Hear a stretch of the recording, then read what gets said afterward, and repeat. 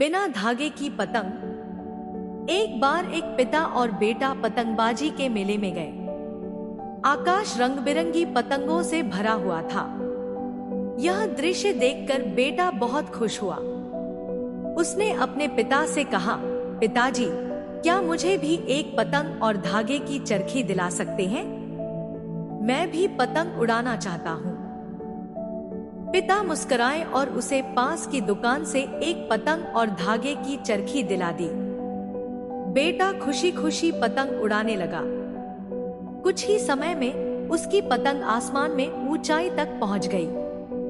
थोड़ी देर बाद बेटे ने कहा, पिताजी, मुझे लगता है कि यह धागा पतंग को और ऊंचाई पर जाने से रोक रहा है। अगर हम इसे काट दें तो यह और ऊपर उड़ सकेगी। क्या हम धागा काट दें? पिता ने थोड़ी देर बेटे की ओर देखा, फिर बोले, ठीक है, कोशिश करके देखते हैं। और उन्होंने पतंग का धागा काट दिया।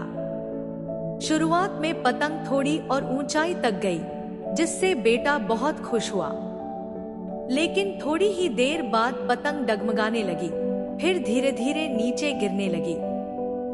अंत में वह एक अजनबी इमारत की छत पर जा गिरी। बेटा यह देखकर हैरान रह गया। उसने कहा, पिताजी, मैंने तो सोचा था कि धागा काटने से पतंग और ऊपर जाएगी, लेकिन यह तो नीचे गिर गई। ऐसा क्यों हुआ? पिता ने प्यार से समझाया, बेटा, धागा पतंग को रोक नहीं रहा था, बल्कि उसे सहारा दे रहा था। जब हवा धीमी होती थी या दिशा बदलती थी, तो यही धागा पतंग को संतुलित रखता था और तुम्हारी मदद से उसे सही दिशा में ऊपर ले जाता था। जब तुमने धागा काट दिया, तो पतंग के पास कोई सहारा नहीं बचा और वह गिर गई। बेटे को अपनी गलती का एहसास हो गया। कहानी का नैतिक।